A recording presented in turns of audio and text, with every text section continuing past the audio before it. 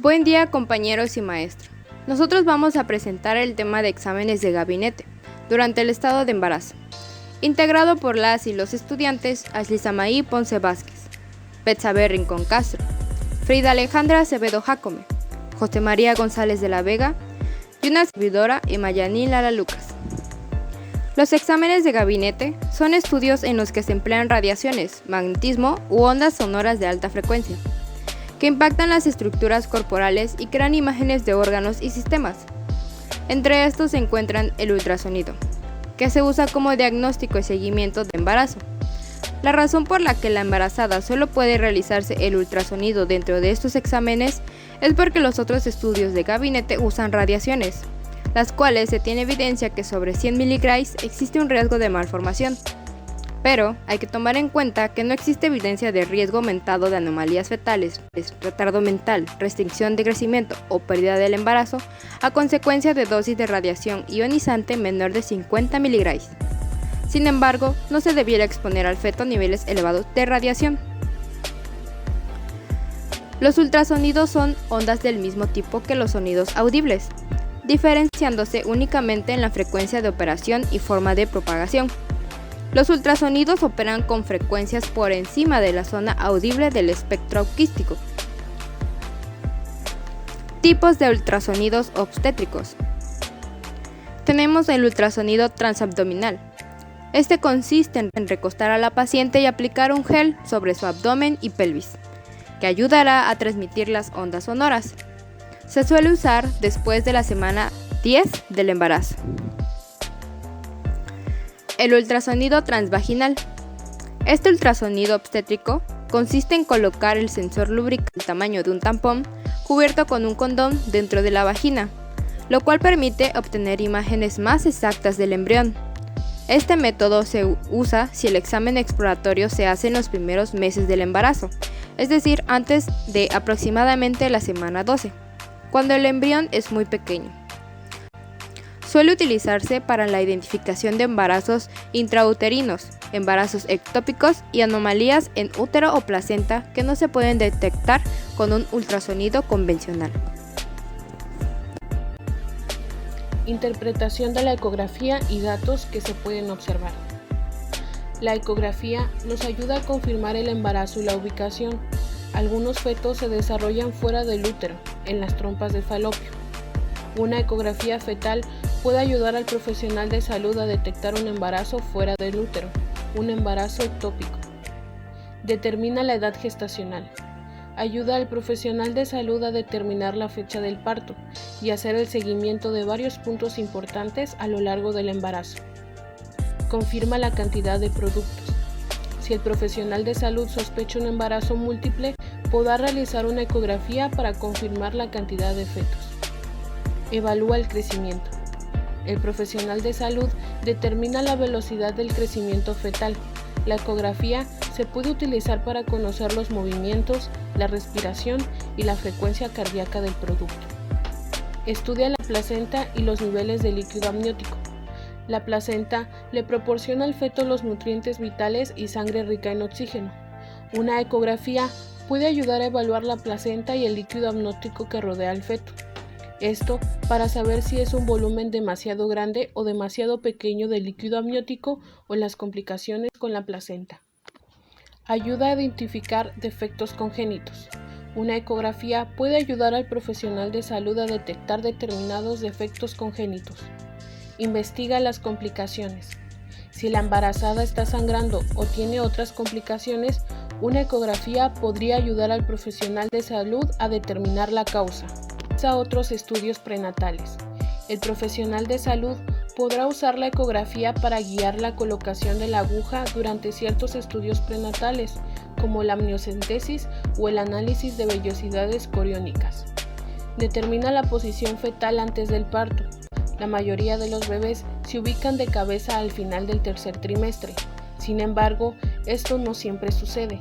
Las imágenes ecográficas pueden confirmar la presencia del bebé de manera que el profesional de salud pueda informar acerca de las opciones de parto. Se recomienda que la ecografía fetal solamente deba realizarse por motivos médicos válidos. No se recomienda hacer una ecografía fetal solo para determinar el sexo del bebé. Asimismo, la ecografía fetal no se recomienda al fin de solo obtener imágenes o videos de recuerdo.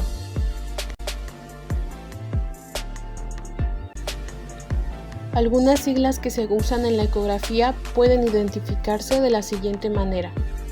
DBP, diámetro biparietal, de un lado a otro de la cabeza expresado en milímetros. LMP, determina la fecha de la última menstruación de la madre. EDD o FPP, es la fecha estimada del parto. HC o CC, el perímetro craneal del bebé expresado en milímetros. AC o CA, el perímetro abdominal del bebé expresado en milímetros. Se usa para ponderar tanto el peso del bebé como su longitud, especialmente en la última etapa del embarazo. FL o LF, mide la longitud del fémur, el hueso del muslo, y se expresa en milímetros. Es el hueso más largo del cuerpo. PEF, peso estimado fetal, es la estimación del peso del feto expresado en gramos. MCF, mide los movimientos cardíacos fetales. GF o GM, son las siglas que hacen referencia al sexo del bebé, femenino o masculino. LA, líquido amniótico.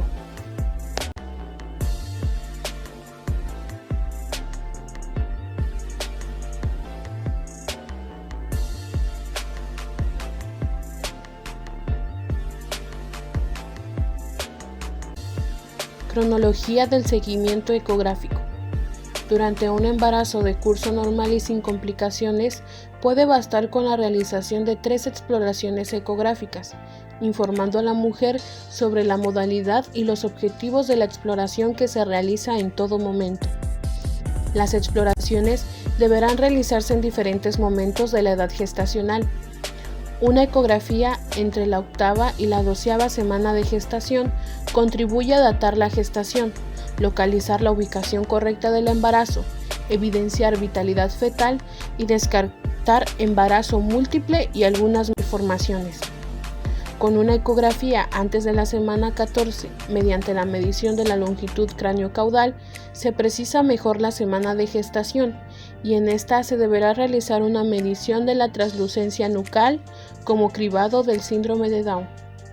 Una exploración adicional entre la semana 18 y 20 deberá servir para descartar anomalías estructurales y valorar el crecimiento fetal. Se ha demostrado similares resultados obstétricos entre las embarazadas de bajo riesgo cuando se realizan 2 ecografías de rutina entre la semana 20 y 32 que cuando no se hacía ninguna. Ecografía. El objetivo principal de esta ecografía, que se realiza por vía abdominal, es procurar un diagnóstico anatómico fetal completo y temprano que permita asegurar la integridad fetal y descartar anomalías estructurales de cualquier índole. Primero veremos la cabeza. Como primer punto, debemos confirmar la integridad ósea en plano axial y, si es posible, también completar con la coronal, descartando aquí la presencia de defectos óseos o zonas de distorsión. Como segundo punto, debemos también ver la integridad de la línea media, lo que es la figura interhemisférica y fax. Y aquí evaluaremos los ventrículos laterales ocupados por los plexos coroideos. Los hemisferios deben de ser simétricos y estar separados por una línea media completa e ininterrumpida. Debemos considerar que a esta edad gestacional la capa cerebral es muy delgada y los ventrículos laterales pueden dar la impresión de ser muy grandes y llenos de líquido, lo que no debe de confundirse con una hidrocefalia. Posterior a ello veremos lo que es el rostro. Aquí en ocasiones es posible observar las órbitas con los cristalinos y la integridad del labio superior. También se puede evaluar el perfil fetal y la presencia del hueso nasal. Después, evaluaremos la columna vertebral en un estudio en los 3 planos, tanto sagital, coronal y axial, para evaluar la integridad y normal alineación vertebral, así como la normal continuidad de la piel que lo recubre. Después, evaluaremos lo que es el tórax. Evaluaremos la presencia de campos pulmonares simétricos, de egogenicidad homogénea y descartaremos la presencia de masas o colecciones líquidas.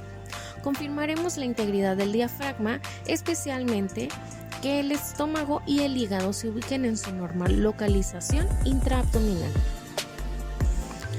Después veremos el corazón. Aquí observaremos una frecuencia cardíaca fetal que normal sería de 120 a 160 latidos por minuto. Confirmaremos que el corazón esté en el lado izquierdo del tórax con la punta dirigida a la izquierda y en el mismo lado que el estómago. Se debe de visualizar el corte de 4 cámaras, al menos 2 aurículas y 2 ventrículos simétricos y separados por un tabique, y la correcta orientación del eje cardíaco. Posterior, veremos el abdomen. El estómago debe de ser visualizado y conformado su normal posición en el abdomen superior izquierdo, alineado con el corazón. Se debe de visualizar la vejiga urinaria de localización central en el abdomen inferior. También suele verse los riñones en corte parasagital o axial. Evaluaremos la pared abdominal, en donde podremos observar la normal inserción del cordón en la pared abdominal. El cordón umbilical a su entrada en la pared abdominal, confirmando que ésta está íntegra, como podemos ver en la imagen, descartando aquí la presencia de quistes en el cordón. Después evaluaremos las extremidades. Como primer punto deben de visualizarse las 4 extremidades con sus 3 segmentos. Las falanges terminales de las manos ya pueden ser visibles y en la mayoría de los casos se identifica con la mano abierta. Como punto número 2, comprobaremos la normal alineación de los segmentos. Y en el punto número 3, evaluaremos o comprobaremos la normal movilidad de las extremidades. Después veremos la placenta. Evaluaremos su ecoestructura, a descartar masas, formaciones quísticas o gran acúmulo de fluidos subcrónicos que precisarían de un seguimiento posterior. En la imagen podemos observar la parte de la placenta. Y por último, la elección de la biometría es la medida LCR, que es longitud cráneo-rabadilla. Se obtiene en plano sagital medio con el feto en posición horizontal en la pantalla, de modo que forme un ángulo de 90 grados con el haz de ultrasonidos y en posición neutra, o sea, ni flexionando ni hiperextendiendo. Aquí los polos craneales y caudal deben de estar bien definidos. Seguridad de la exploración ecográfica durante el embarazo. De acuerdo con diversos estudios que valoraban la realización de una exploración ecográfica, determinaron que realizar esta antes de las 24 semanas mejoraba la detección de embarazos múltiples, la detección de anomalías fetales y la mejora de la datación de la edad gestacional, lo que podría resultar en una menor tasa de inducción al parto posttérmino. De igual forma, concluyeron que una exploración ecográfica rutinaria después de las 24 semanas no ha mostrado un beneficio en los resultados de las gestantes o los recién nacidos, e incluso podría asociarse a una mayor tasa de cesáreas. Cabe resaltar que la realización de ecografías durante el embarazo no está asociada a eventos adversos maternales, perinatales o del desarrollo de los niños. De la evidencia a la recomendación.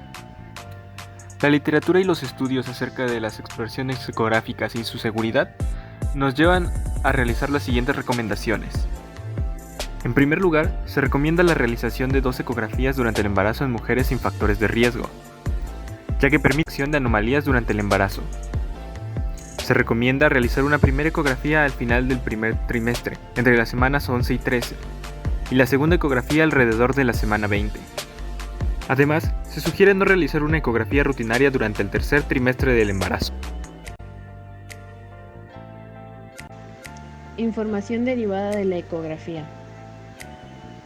Si bien los diversos estudios que existen acerca de este tema nos mencionan que no existe gran variabilidad entre las mujeres que reciben menor o mayor información durante sus ecografías, se puede asumir que existirá una gran variabilidad en la manera en la que las madres van a afrontar las pruebas ecográficas, la información que se desea recibir y la capacidad para comprender la información por parte del profesional sanitario. Recomendaciones. Antes de cada exploración ecográfica, se sugiere informar a la mujer sobre las características y objetivos de la prueba, así como de las limitaciones de la ecografía, comprobando siempre que la mujer ha entendido la información proporcionada.